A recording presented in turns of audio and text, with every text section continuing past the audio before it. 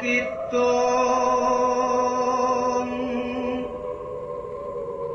rumaksa ing wengi teka ayu luput tak ing lara luput ing pilai kabeh dem setan tatan purun panaluan lan kono wani.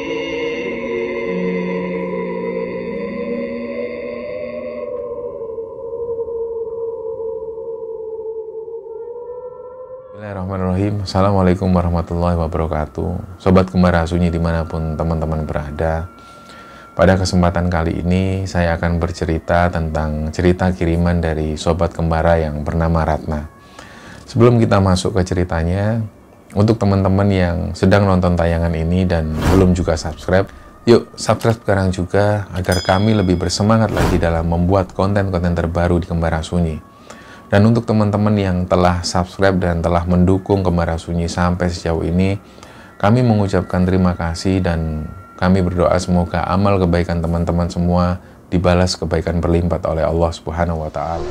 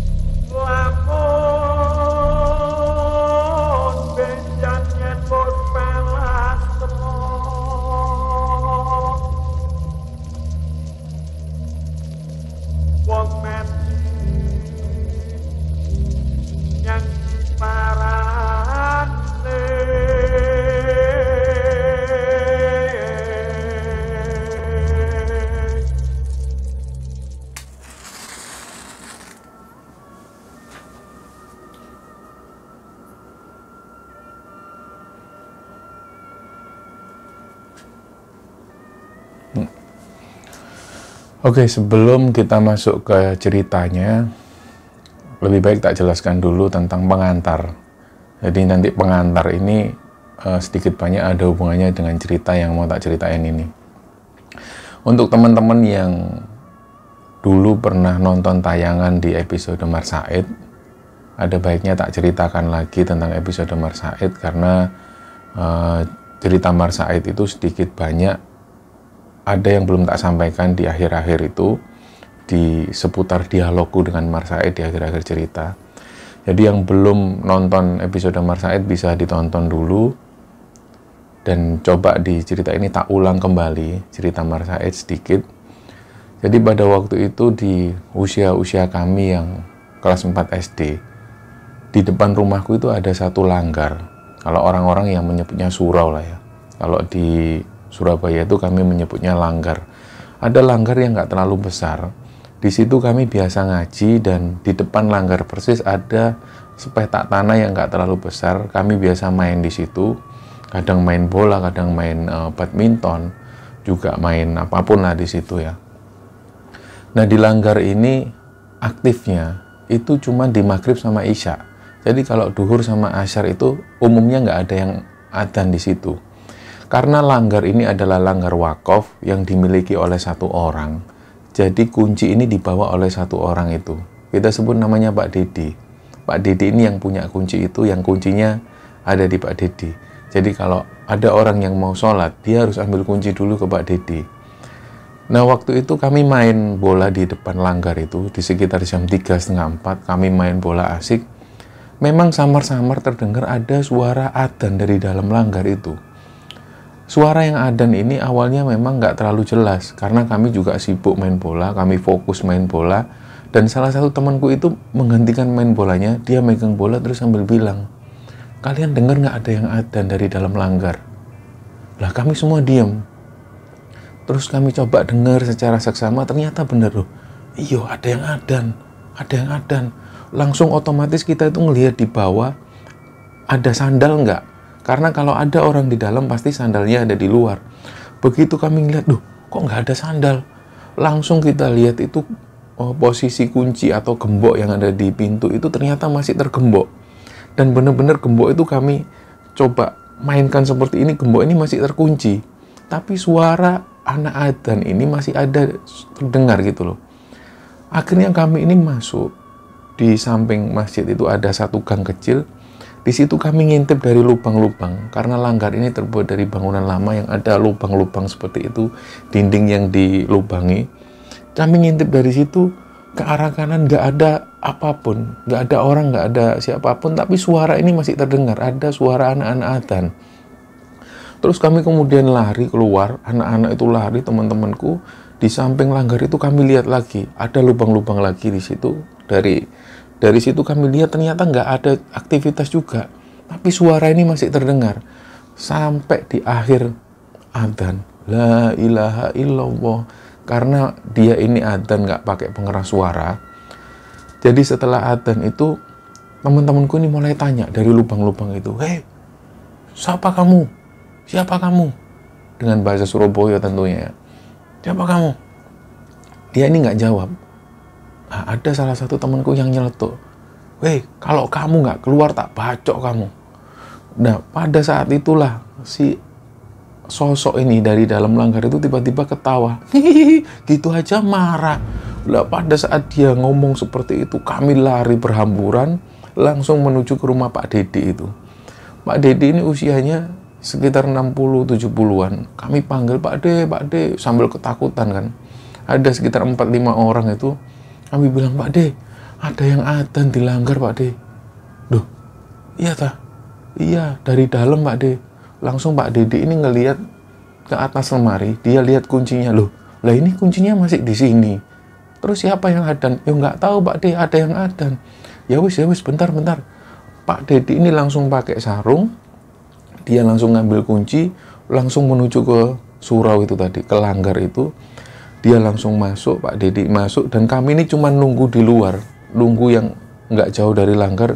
Kami bisa ngelihat posisi langgar dan ngelihat Pak Dedi ini masuk dalam langgar. Kami itu sambil ketakutan kan, padahal itu sore hari.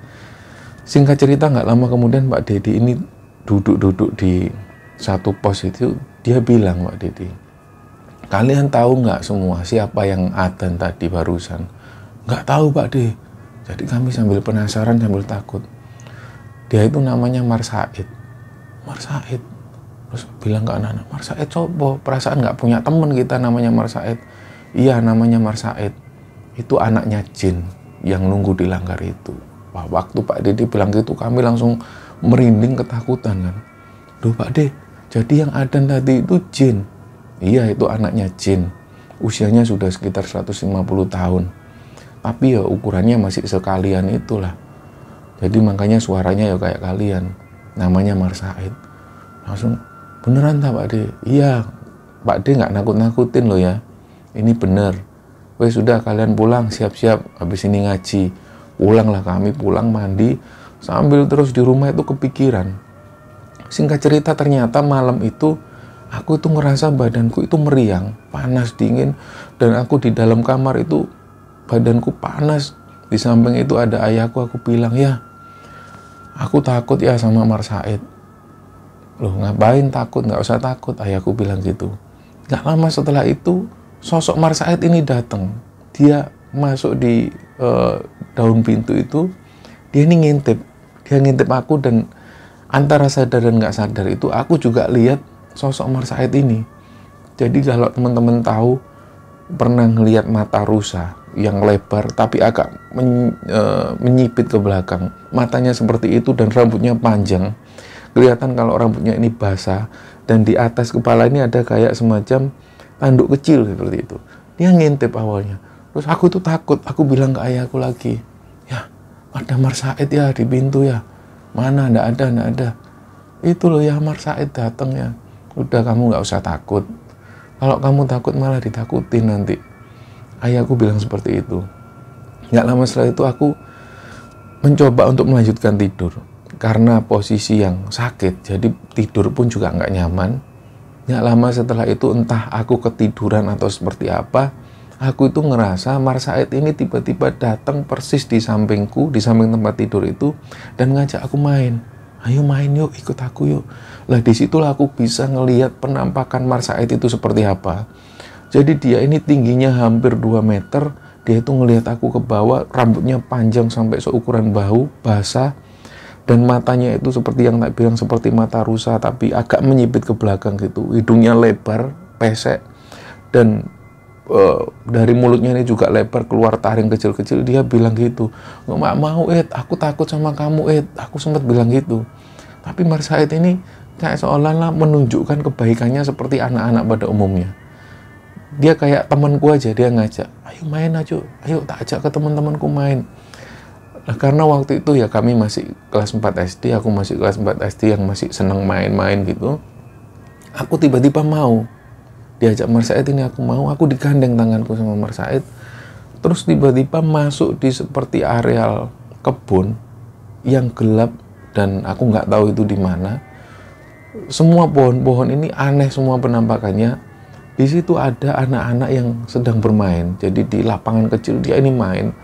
Sepertinya mereka ini kayak main di permainan kita itu main kelereng. Dia main di situ. Ada anak-anak yang ya bentuknya aneh-aneh. Ada yang kakinya panjang tapi tangannya pendek. Ada yang seluruh badannya ini bulu semua. Ada yang penampakannya seperti kepala kuda, yang telinganya seperti kuda lancip. Jadi mereka main di situ. Nggak lama setelah itu pas aku datang sama Mar Said, teman-temannya ini langsung noleh ke arah Mar Said sama aku. Dia noleh kayak nggak suka gitu. Nah Mar Said bilang, udah nggak apa-apa, nggak usah takut. Nggak mau Ed, aku takut Ed, aku mau pulang. Aku sempat bilang gitu, aku mau pulang aja Ed. Udah nggak apa-apa, main dulu, main. Lah pas waktu kami mendekat itu, aku semakin takut sama penampakan teman-temannya itu yang aneh-aneh semua. Sekali lagi tak bilang ke Mar Said, udah Ed, aku antarkan pulang Ed, aku nggak mau, aku nggak berani Ed. Ya wis, tak antar pulang. Mar Said kemudian narik tanganku, masuk lagi ke seperti hutan-hutan yang aneh-aneh penampakannya, yang pohon-pohonnya itu nggak peraturan. Setelah itu aku langsung kebangun dan ternyata di samping itu masih ada ayahku di situ. Nah di situ aku langsung nangis karena mungkin saking ketakutan aku nangis ke ayahku. Ya aku barusan diajak Mar Said ya jalan-jalan ya. Terus aku ketemu teman-temannya Mar Said itu wajahnya serem-serem semua. Aku nangis di situ. Nah ayahku bilang gini, udah kamu nggak usah takut. Nggak apa-apa ya, ada ayah, udah nggak usah takut. Sampai di pagi hari aku kemudian bangun dan alhamdulillah sehat seperti biasa. Kejadian itu pun masih sering tak alami. Jadi Mar Said ini sering kali datang di mimpi, dia ngajak main. Akhirnya lama-kelamaan aku ini terbiasa sama sosok Mar Said itu. Hal itu terjadi sampai waktu aku duduk di kelas 2 SMA. Setelah itu aku sudah jarang lagi ketemu dengan sosok Mar Said ini. Tapi ada satu dialog penting di situ, yang dialogku dengan Mar Said. Waktu itu aku ngerasa aku dalam tidurku itu aku ngimpi dan aku diajak Mar Said ini. Diajak jalan-jalan seperti biasa. Di situ kami duduk di sungai yang ukurannya besar sekali, ukurannya luas sekali dan alirannya deres. Di samping-samping itu ada pohon yang besar-besar. Di situ aku tanya, "Loh Ed, memangnya kalau di bangsamu itu ada aktivitasnya apa aja?" Yo sama seperti bangsamu, seperti manusia biasa. Yo kami ada yang nikah, ada yang juga punya anak, ada yang punya agama, ada yang nggak beragama. Jadi macam-macam, sama kayak manusia. Kami juga makan. Loh makananmu apa Ed? Aku tanya gitu. Kamu makan ini nggak? Aku sempat tanya waktu itu, mungkin karena masih kelas 2 SMA, aku tanya, yang kamu makan itu nggak Ed? McDonald nggak? Enggak, aku itu makannya ya saripati makanan. Kami itu makanannya tulang belulang binatang, yang bekas-bekas kalian makan itu makanan kami. Oh gitu. Jadi ada dialog semacam itu, dan sampai Mar Said ini bilang, aku itu juga nantinya juga akan menikah. Agamaku kebetulan Islam, orang tuaku juga Islam. Kami tinggal lama di surau di depan rumahmu itu. Kami tinggal di sana sudah lama. Usiaku sendiri beda dengan usiamu. Usiaku sekitar hampir 200 tahun. Mungkin kalau di golongan manusia nggak seperti itu. Sampai akhirnya Mas Said bilang, kamu tahu nggak, Tang? Di bangsaku itu ada yang menikah dengan bangsa kalian loh.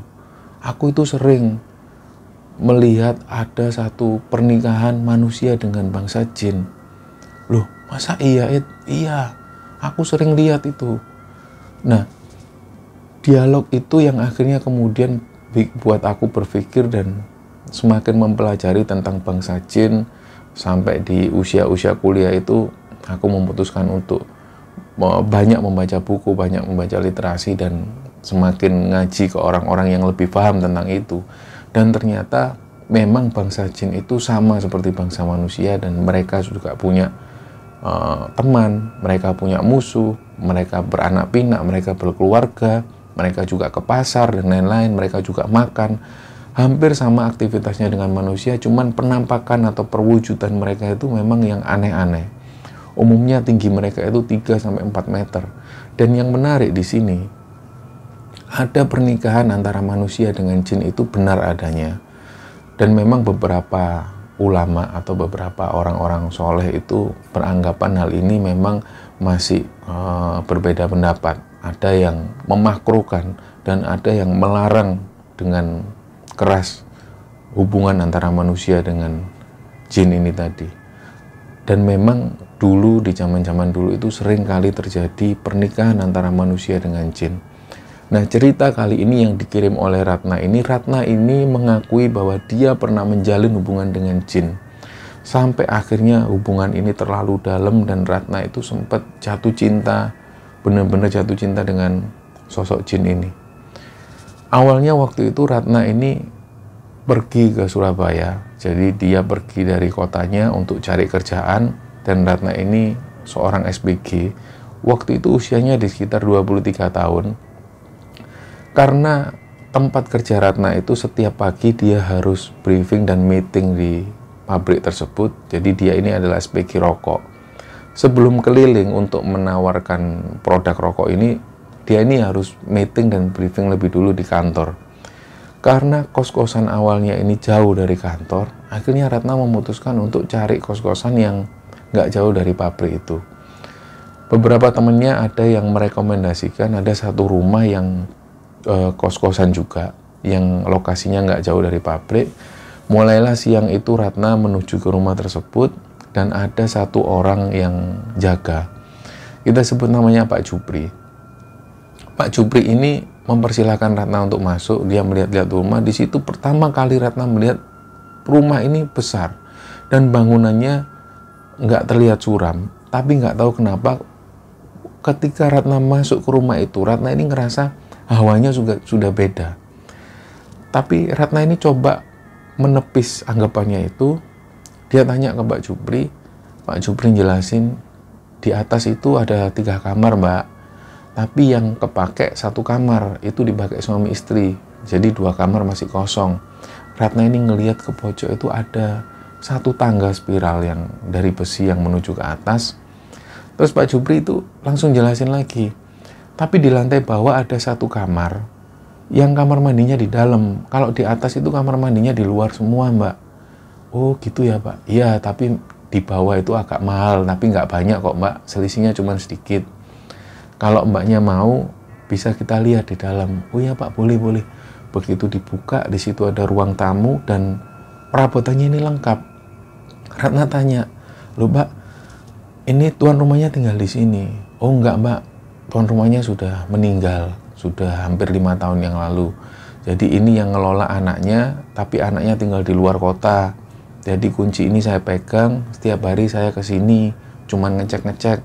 Jadi kalau malam ya setelah Isya saya pulang. Oh, jadi yang di bawah ini cuma 1 kamar. Iya Mbak, 1 kamar. Nggak apa-apa, dilihat dulu. Di situ Ratna ngelihat ada ruang tamu, dan di pojok itu sebelum memasuki kamar itu ada 1 piano yang ukuran besar nempel di dinding. Ratna masuk di dalam kamar itu, dia ngelihat ternyata ada 1 meja rias yang ada cermin di situ, ada lemari besar dan satu tempat tidur, kamar mandi juga ada di dalam. Dilihat kamar mandinya bersih, dia ngerasa mulai kayaknya kok enak juga di sini. Terus dia tanya lagi, Pak, kalau pakai dapur boleh? Boleh, Mbak.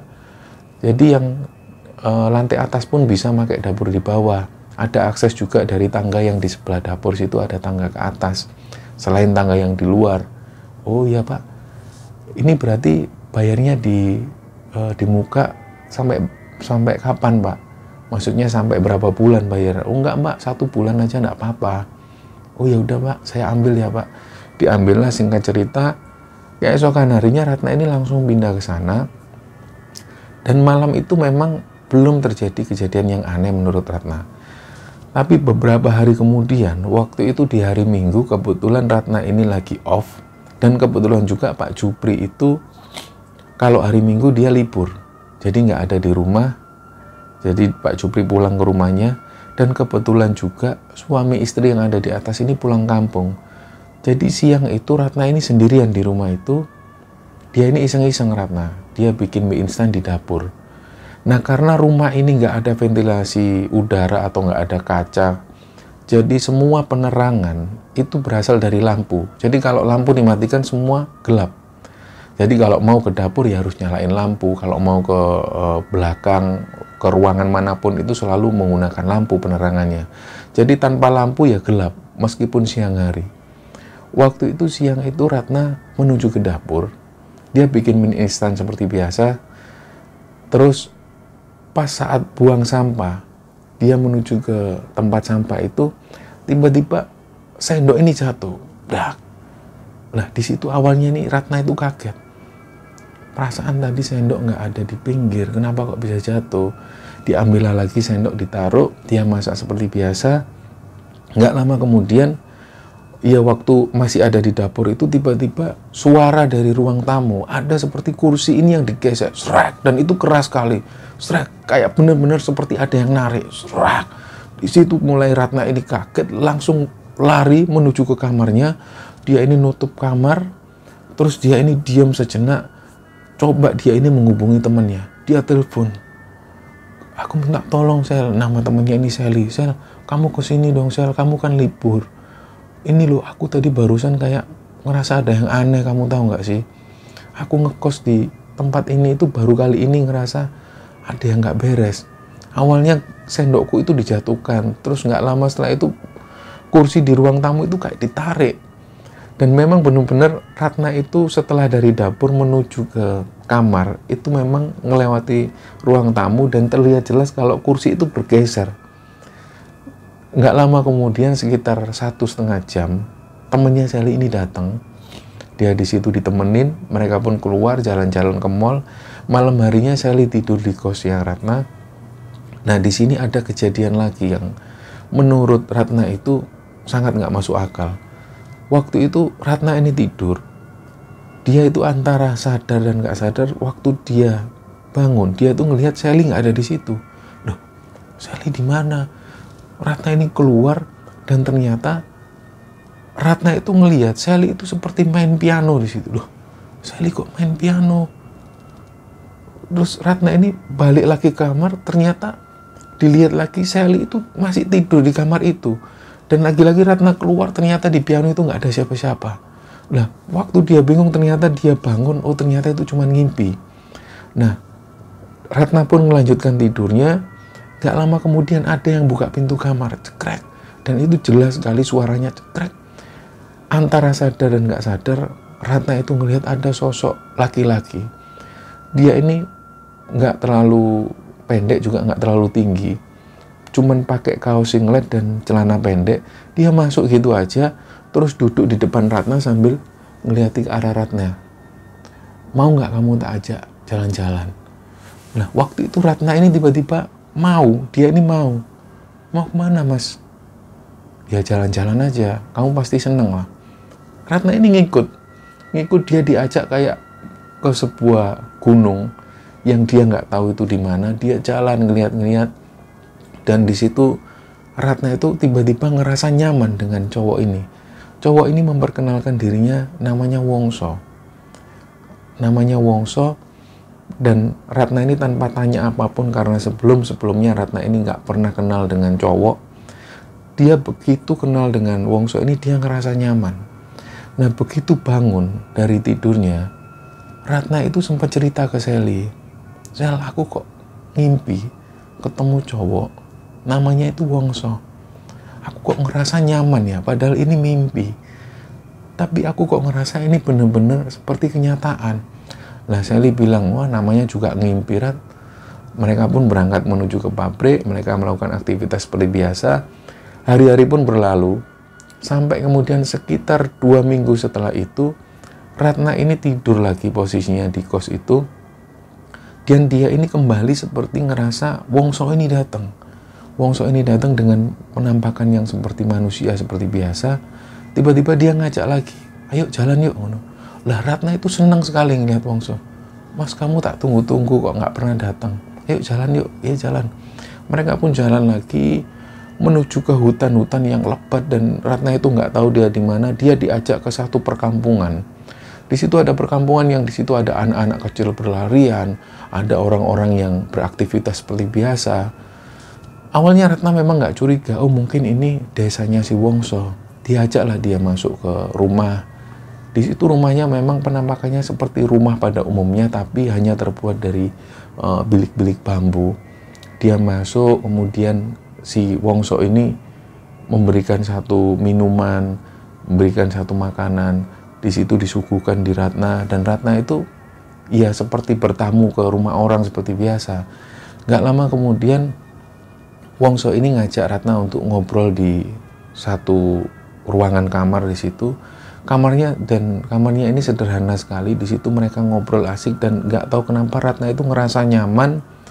Sampai kemudian Ratna ini melakukan hubungan seperti suami istri dengan Wongso. Dan itulah pertama kali Ratna itu merasakan seperti dia itu benar-benar terlena dan masuk ke dalam pergulatan itu. Jadi setelah Ratna melakukan itu, dia itu ngerasa seperti melakukan hubungan seperti suami istri yang pada umumnya. Dia ngerasa kayak merasakan kenikmatan yang benar-benar nikmat. Seperti halnya berhubungan dengan manusia. Nah setelah itu, pas bangun, Ratna itu seperti senyum-senyum sendiri. Dia itu ngerasa kok ada yang aneh sama dirinya. Dia itu ngerasa seperti puas banget. Dia itu sempat cerita juga ke Sally temannya. "Sel, kamu masih ingat nggak pernah tak ceritain kalau aku ketemu sosok yang laki-laki?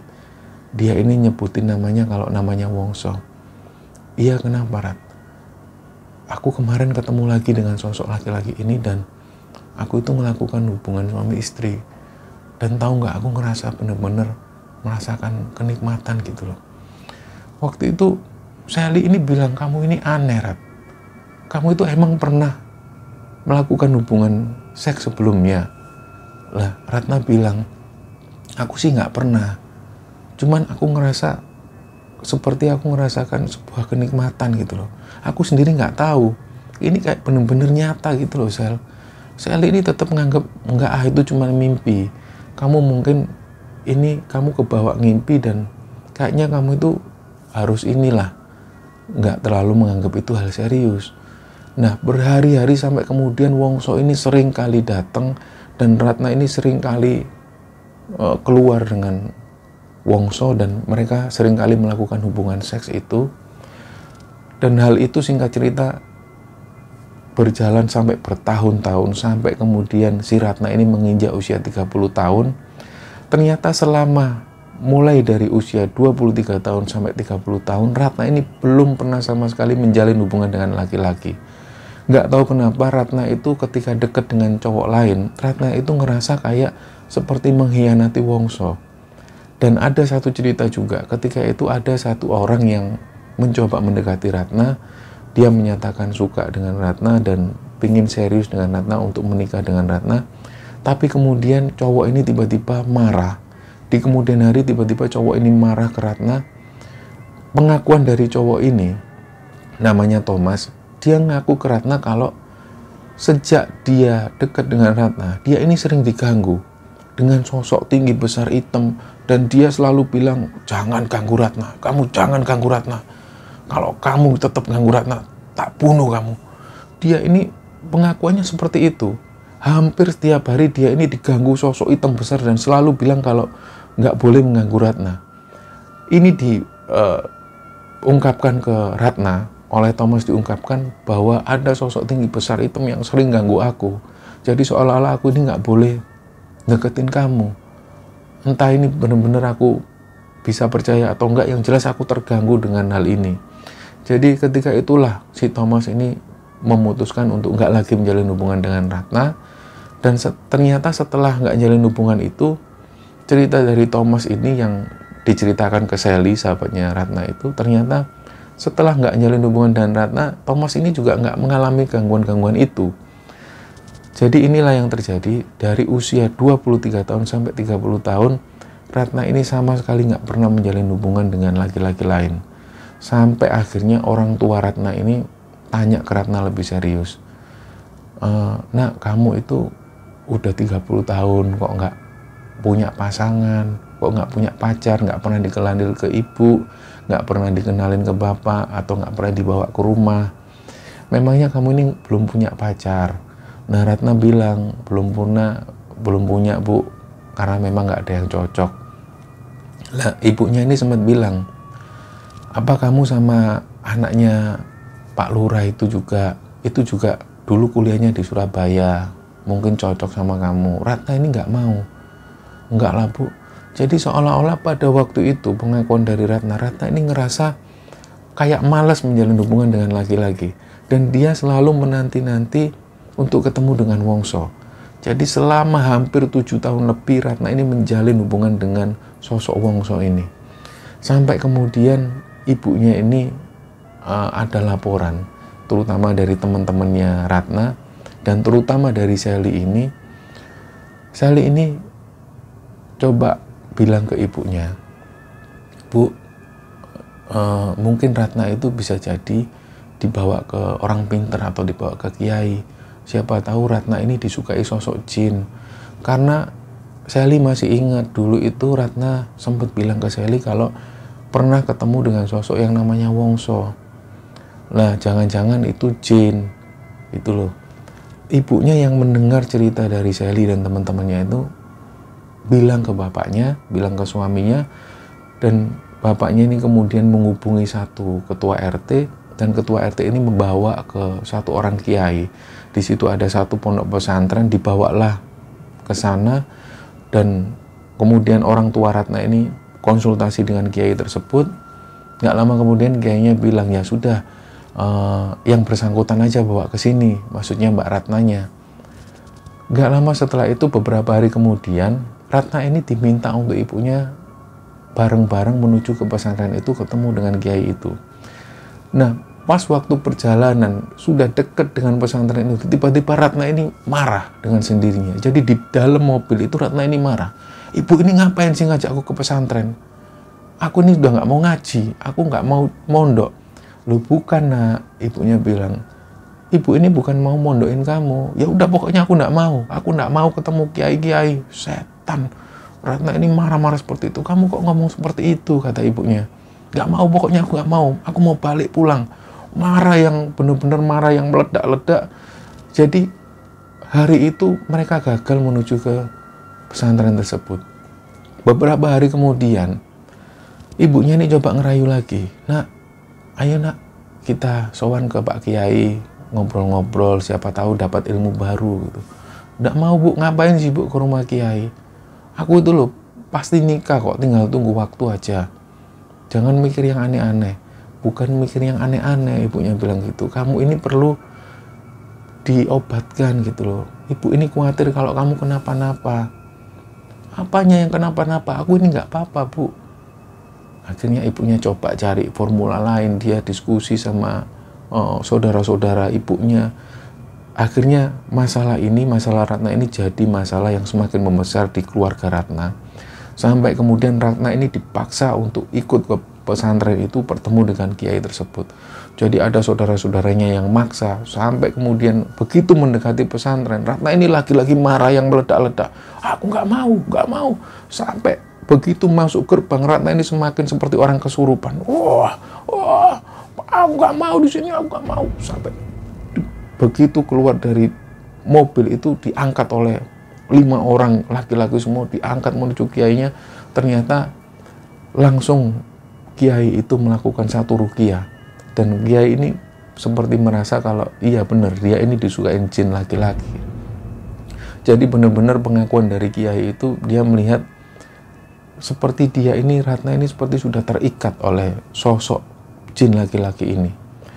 Dan setelah hari itu, sorenya Ratna ini dan keluarga nginep di pondok pesantren itu, keesokan harinya diruqyah lagi. Kejadian itu sampai sekitar hampir 2 minggu berturut-turut. Ratna ini diruqyah semacam itu sampai Ratna ini merasa benar-benar sudah normal kembali. Dia sudah nggak marah-marah lagi, dan dia ngerasa sudah bisa berkomunikasi dengan baik dengan ibunya dan juga saudara-saudaranya. Waktu itu ibunya langsung tanya ke kiai ini, Pak, sebenarnya selama ini yang terjadi sama anak saya ini kenapa? Jadi kiai ini pun mengungkapkan kalau anak ibu ini disukai satu sosok jin laki-laki. Jin ini memang kalau menampakkan diri ke anak ibu, dia ini menampakkan diri seperti sosok laki-laki yang ganteng. Dia gagah, dia baik. Padahal dia wujudnya seperti kalau ibu pernah lihat kera yang besar. Dia ini sosoknya besar dengan bulu-bulu hitam yang lebat sekali, dan dia sosok yang jahat sekali sebenarnya. Jadi nggak tahu makhluk ini dari mana, jin ini dari mana. Kayaknya sepertinya dia ngikut lama sama Ratna ini. Mungkin yang lebih tahu jelas adalah si Ratna ini atau teman-temannya. Nah, disitulah kemudian Ratna ini ditanya-tanya, kamu ini kenal sosok laki-laki yang menurutmu kamu suka itu dari mana, Nduk? Ibunya tanya. Nah, Ratna kemudian cerita kalau dia itu mengalami hal aneh pada saat dia ngekos di Surabaya itu, yang waktu dia kerja di SPG di rumah itu, di rumah kos-kosan itu, dan namanya Wongso juga disebutkan oleh Ratna. Nggak lama setelah itu Ratna ini menjalani hari-hari seperti biasa dengan orang tuanya, dan pengakuan dari Ratna, dia ini sudah nggak lagi didatengin oleh Wongso, dan dia mulai memperbaiki sholatnya, dia mulai baik dengan orang tua, dan dia nggak mau lagi berharap kalau sosok Wongso ini datang. Dia selalu berharap supaya nggak lagi dipertemukan dengan sosok Wongso, karena Ratna ini mulai sadar bahwa ternyata selama ini sosok Wongso ini adalah jin yang menyerupai manusia, dan dia menjalin hubungan dengan Ratna, yang dalam hal ini seolah-olah ketika Ratna mau dekat dengan sosok laki-laki, seolah-olah itu dalam hatinya dia ini ada gesekan, seolah-olah Ratna ini benar-benar berat untuk meninggalkan Wongso. Inilah yang membuat Ratna itu menjadi nggak mau dekat dengan laki-laki lain. Sampai kemudian beberapa bulan, sekitar 8 bulan setelah kejadian itu, Ratna ini dikenalkan oleh satu orang, yang kebetulan orang ini adalah santri dari kiai yang pernah meruqyah Ratna. Diperkenalkan dan mereka dekat beberapa saat, dan kemudian menjalin hubungan dengan serius dan menikah. Sampai hari ini kemudian Ratna sudah hidup berumah tangga dengan baik dan tentram dengan suaminya ini, dan mempunyai 2 orang anak laki-laki semua. Dari cerita inilah Ratna kemudian bisa menceritakan bahwa Ratna itu pernah mengalami satu kejadian di mana dia pernah menjalin hubungan dengan sosok jin. Dan kita tahu bahwa berita-berita atau banyak sekali mungkin kita dengar dari beberapa orang kalau ada satu hubungan antara manusia dengan jin, dan itu benar-benar terjadi. Bahkan ada yang sudah menikah dan beranak pinak. Bahkan ada juga pengakuan dari beberapa orang yang pernikahan dengan jin itu menghasilkan satu anak yang mungkin wujudnya seperti ular, mungkin wujudnya seperti anjing, macam-macam sekali. Dan cerita dari Ratna ini sangat banyak terjadi di kalangan kita semua. Mungkin ada berita-berita semacam itu di internet dan segala macam, atau mungkin ada tetangga kita yang mengalami itu. Dan di saat mereka menjalin hubungan dengan jin ini, mereka nggak sadar sebenarnya. Kadang-kadang ada sosok jin ini yang jahat, yang mempengaruhi keseluruhan dari sosok manusia ini. Pada akhirnya manusia ini nggak mau menikah. dia memilih untuk tetap menjalin dengan hubungan dengan jin daripada memilih untuk menikah dengan manusia. Makanya mungkin yang kami akui atau yang kami yakini dari agama kami, ada beberapa step-step atau langkah-langkah yang ketika kita mau masuk ke kamar mandi, ada doa yang harus kita bacakan. Ketika kita mau ganti pakaian, terutama untuk perempuan-perempuan, supaya membaca amalan-amalan ini agar supaya jin yang jahat ini nggak menggoda kita atau masuk di celah-celah kita untuk menggoda kita. Jadi banyak juga ketika kita mau kencing misalnya di satu tempat, alangkah baiknya kita membaca doa-doa atau amalan-amalan itu supaya kita terhindar dari gangguan-gangguan jin jahat semacam ini. Nah, semoga kisah ini bisa diambil hikmah dan bisa diambil pelajaran oleh teman-teman. Entah mungkin cerita ini dianggap aneh atau seperti nggak masuk akal, tapi memang inilah yang terjadi, dan dari agama yang kami yakini yaitu Islam sudah membahas tentang ini, bahwa sosok jin itu juga berumah tangga, sosok jin juga mengalami aktivitas seperti manusia, seperti biasa, dan mereka juga mengalami percintaan, juga punya nafsu dengan manusia. Begitupun juga manusia juga ada kemungkinan untuk punya hasrat dengan jin yang menampilkan sosoknya seperti sosok manusia. Semoga kisah ini bisa diambil hikmah dan bisa diambil kesimpulan oleh teman-teman. Mohon maaf kalau ada salah-salah kata. Wassalamualaikum warahmatullahi wabarakatuh.